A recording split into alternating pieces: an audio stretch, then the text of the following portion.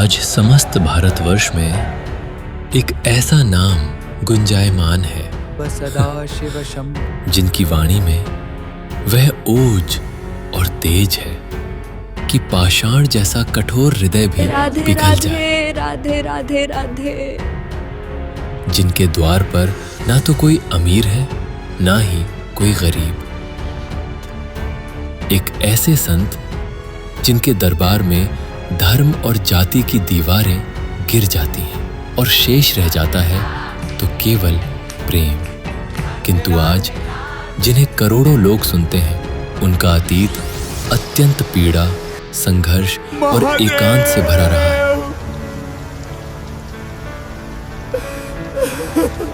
यह कथा है उसी तप की, उस महान त्याग की, उस दिव्य क्षण की जब उनका साक्षात्कार हुआ स्वयं देवादिदेव महादेव से।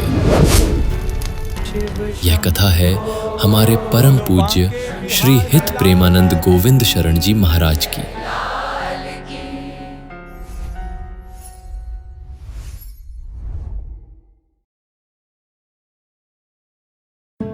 ये बात है सन 1969 की। कानपुर के सरसोल ब्लॉक का एक छोटा सा गांव अखरी। इसी साधारण से गांव में एक असाधारण परिवार निवास करता था।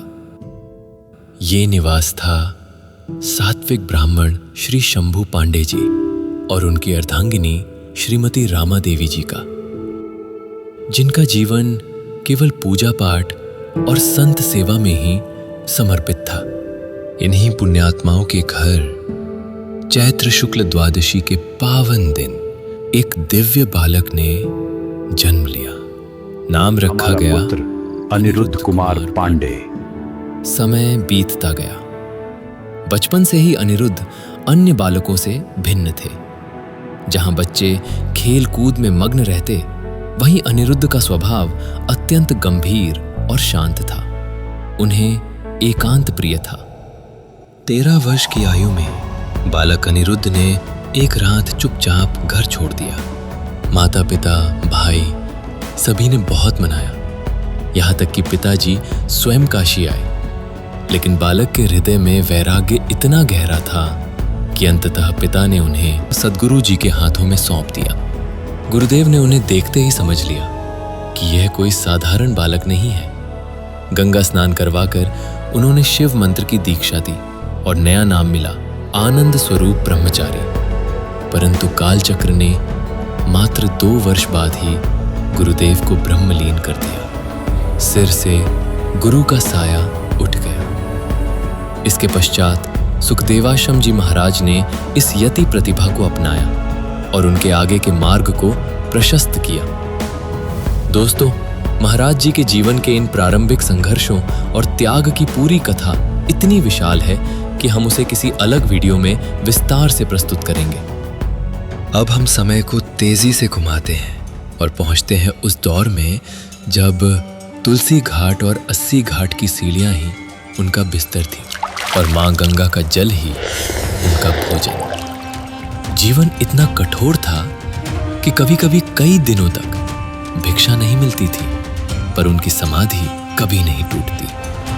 वो महादेव की भक्ति में पूरी तरह डूब चुके थे। उनका संकल्प अटल था, जीवन यहीं बिताना है और यहीं शरीर त्यागना है। शरीर धीरे धीरे कमजोर होता गया, पर आत्मा और भी अधिक सशक्त होती चली गई। वो कई दिनों तक बिना अन्न जल के बैठे रहते। भिक्षा मिल गई तो ठीक, अन्यथा गंगा जल ही उनका भोजन होता। समय का चक्र घूमता रहा। कभी माघ की ठिठुरती रातें उनके शरीर को जमा देती, तो कभी जेठ की तपती दोपहरी उनकी देह को झुलसा देती। सावन की मूसलाधार वर्षा में भी वे अडिग रहते।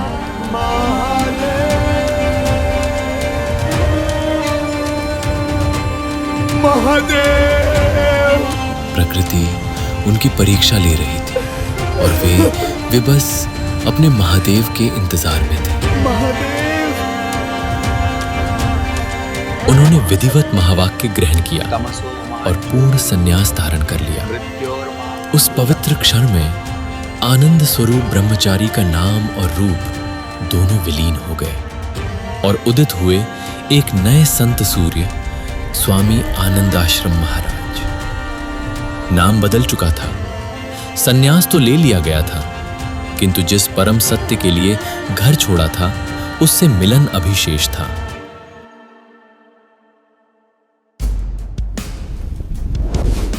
और फिर प्रतीक्षा की वे घड़ियां समाप्त हुईं। दोपहर का समय था।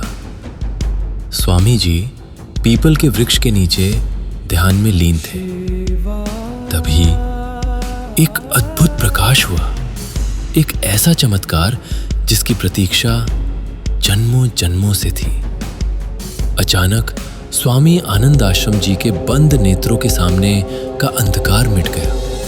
जैसे ही उन्होंने अपनी भीतरी आंखें खोली तो देखा उनके समक्ष साक्षात कैलाशपति विद्यमान थे।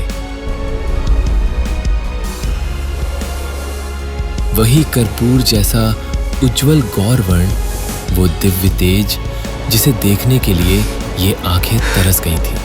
शरीर पर अरुण वस्त्र सुशोभित थे, सिर पर विशाल जटाएं और नंगे पांव।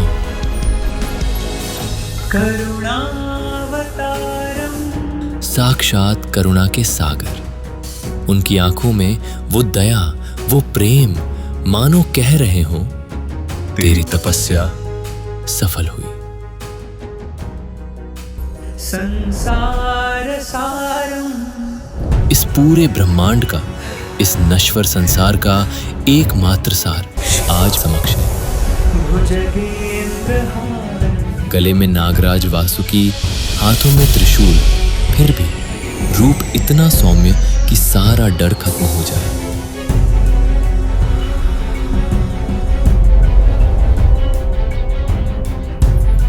जैसे ही उनकी नजर महादेव के उन नंगे चरणों पर पड़ी, वे दौड़कर महादेव के चरणों में लौट गए।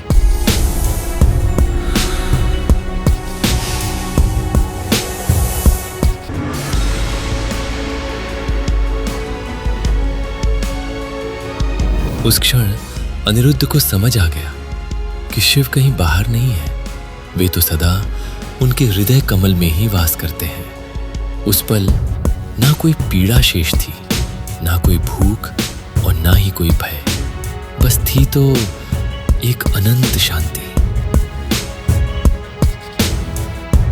भवं भवानी सहितं नमामि। स्वामी आनंदाश्रम को अपने शिव मिल चुके थे। उनकी बरसों की साधना आज सफल हो चुकी थी। स्वामी के नेत्रों से अविरल अश्रुधारा बहने लगी।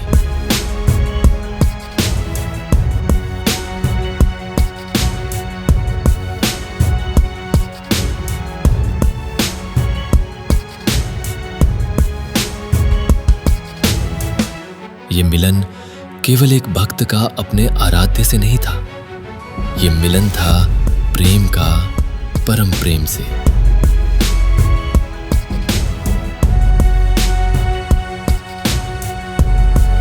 एक ऐसा अनमोल धन जिसके सामने इस पूरी सृष्टि का समस्त सोना चांदी, सारा वैभव भी धूल के समान प्रतीत होता है। महादेव की छवि धीरे धीरे ओझल होने लगी, किंतु स्वामी आनंद आश्रम जी के चेहरे पर अब कोई विषाद नहीं था।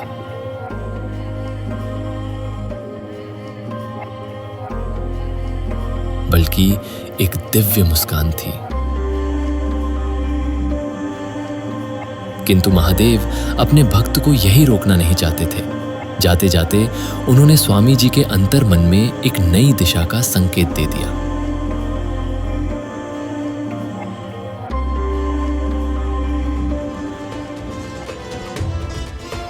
वो संकेत था वृंदावन। वृंदावन, जहां की हर श्वास में बसती हैं वृंदावनेश्वरी, भानु दुलारी, वृषभानु नंदिनी, नित्य निकुंज विलासिनी, रसिकों की प्राणधन,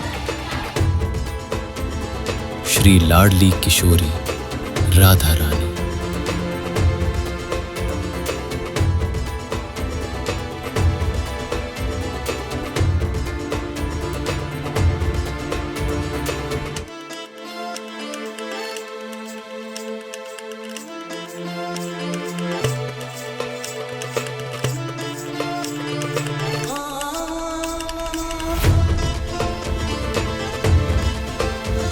जहां का हर पत्ता, हर कण बस एक ही नाम जपता है, राधे राधे राधे।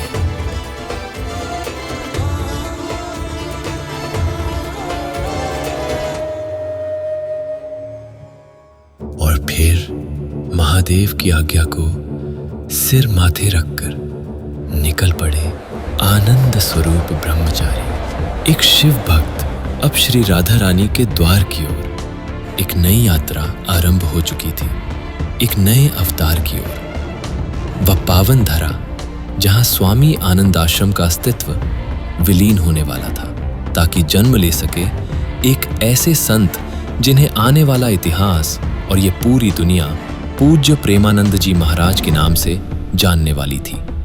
तो दोस्तों, ये थी कहानी पूज्य प्रेमानंद जी महाराज के उस दिव्य सफर की, जहां उनका मिलन देवाधिदेव महादेव से हुआ। परंतु उनकी असली यात्रा तो अब शुरू होने वाली थी। आखिर कैसे एक शिव भक्त बना, एक राधा वल्लभ का लाडला? किन भयानक कठिनाइयों और परीक्षाओं से गुजरकर उन्होंने श्री जी के साक्षात दर्शन पाए? यदि आप महाराज जी के जीवन का अगला अध्याय देखना चाहते हैं तो अभी ऊपर दिए गए आई बटन पर क्लिक करें और इसका अगला भाग अवश्य देखें। और यदि इस वीडियो ने आपके मन को छुआ है तो वीडियो को लाइक करें और ऐसी ही दिव्य कथाओं के लिए चैनल को सब्सक्राइब करना न भूलें। जाते जाते कमेंट में अपनी हाजिरी लगाइए और प्रेम से लिखिए राधे राधे।